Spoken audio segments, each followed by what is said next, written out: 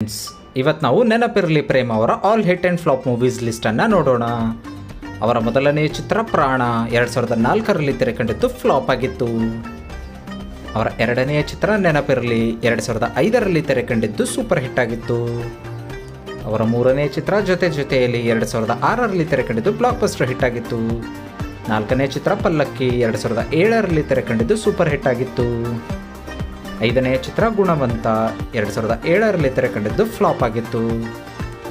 ಆರನೆಯ ಚಿತ್ರ ಹೊಂಗನಸು 2008ರಲ್ಲಿ ತೆರೆಕಂಡಿದ್ದು ಫ್ಲಾಪ್ ಆಗಿತ್ತು.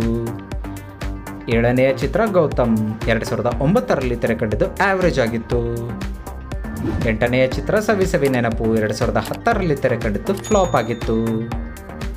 ಒಂಬತ್ತನೆಯ ಚಿತ್ರ ಜೊತೆಗಾರ 2010ರಲ್ಲಿ ತೆರೆಕಂಡಿದ್ದು ಆವ್ರೇಜ್ ಆಗಿತ್ತು. ಹತ್ತನೆಯ ಚಿತ್ರ ಚೆಲುವೆ ನಿನ್ನ ನೋಡಲು, ಈ ಚಿತ್ರದಲ್ಲಿ ಅವರು ಗೆಸ್ಟ್ ಅಪಿಯರೆನ್ಸ್ ಮಾಡಿದ್ದರು. 11ನೆಯ ಚಿತ್ರ ಎರಡನೇ ಮದುವೆ 2011ರಲ್ಲಿ ತೆರೆಕಂಡ ಈ ಚಿತ್ರದಲ್ಲಿ ಗೆಸ್ಟ್ ಅಪಿಯರೆನ್ಸ್ ಮಾಡಿದ್ದರು. 12ನೇ ಚಿತ್ರ ಮತ್ತೆ ಬನ್ನಿ ಪ್ರೀತಿಸೋಣ 2011ರಲ್ಲಿ ತೆರೆಕಂಡಿದ್ದು ಫ್ಲಾಪ್ ಆಗಿತ್ತು.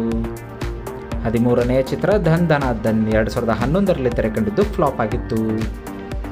14ನೇ ಚಿತ್ರ ಚಾರ್ಮಿನಾರ್ 2013ರಲ್ಲಿ ತೆರೆಕಂಡಿದ್ದು ಸೂಪರ್ ಹಿಟ್ ಆಗಿತ್ತು.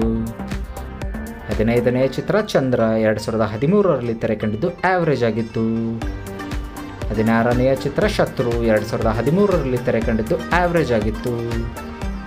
17ನೆಯ ಚಿತ್ರ ಅತಿ ಅಪರೂಪ 2014ರಲ್ಲಿ ತೆರೆಕಂಡಿದ್ದು ಫ್ಲಾಪ್ ಆಗಿತ್ತು. 18ನೆಯ ಚಿತ್ರ ಫೇರ್ ಆ್ಯಂಡ್ ಲವ್ಲಿ 2014ರಲ್ಲಿ ತೆರೆಕಂಡಿದ್ದು ಫ್ಲಾಪ್ ಆಗಿತ್ತು.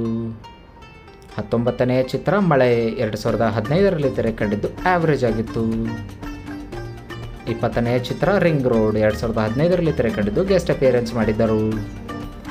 21ನೆಯ ಚಿತ್ರ ಮೊಹಬ್ಬತ್ 2016ರಲ್ಲಿ ತೆರೆಕಂಡಿದ್ದು ಫ್ಲಾಪ್ ಆಗಿತ್ತು. 22ನೆಯ ಚಿತ್ರ ಚೌಕ 2017ರಲ್ಲಿ ತೆರೆಕಂಡಿದ್ದು ಸೂಪರ್ ಹಿಟ್ ಆಗಿತ್ತು. 23ನೆಯ ಚಿತ್ರ ದಳಪತಿ 2018ರಲ್ಲಿ ತೆರೆಕಂಡಿದ್ದು ಫ್ಲಾಪ್ ಆಗಿತ್ತು.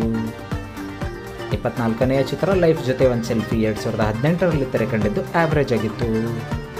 25ನೇ ಚಿತ್ರ ಯಜಮಾನ 2019ರಲ್ಲಿ ತೆರೆಕಂಡಿದ್ದು ಗೆಸ್ಟ್ ಅಪಿಯರೆನ್ಸ್ ಮಾಡಿದ್ದರು.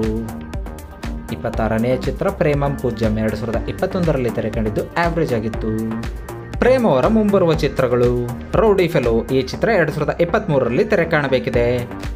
ನೀವು ಕೂಡ ಲವ್ಲಿ ಸ್ಟಾರ್ ಪ್ರೇಮ್ ಅವರ ಅಭಿಮಾನಿಯಾಗಿದ್ದರೆ ಅವರ ಯಾವ್ಯಾವ ಚಿತ್ರಗಳು ಇಷ್ಟ ಅನ್ನೋದನ್ನು ಕಮೆಂಟ್ ಮಾಡುವ ಮೂಲಕ ತಿಳಿಸಿ. ಇದೇ ರೀತಿಯ ಸ್ಟಾರ್ಗಳ ಇನ್ಫಾರ್ಮೇಷನ್ ನಿಮಗೆ ಕೊಡ್ತಾನೆ ಇರ್ತೀವಿ. ಚಾನಲನ್ನು ಸಬ್ಸ್ಕ್ರೈಬ್ ಮಾಡಿ, ಬೆಲ್ ನೋಟಿಫಿಕೇಶನ್ ಮೇಲೆ ಕ್ಲಿಕ್ ಮಾಡಿ, ಆಲ್ ಅಂತ ಕ್ಲಿಕ್ ಮಾಡಿ. ಧನ್ಯವಾದಗಳು ಫ್ರೆಂಡ್ಸ್.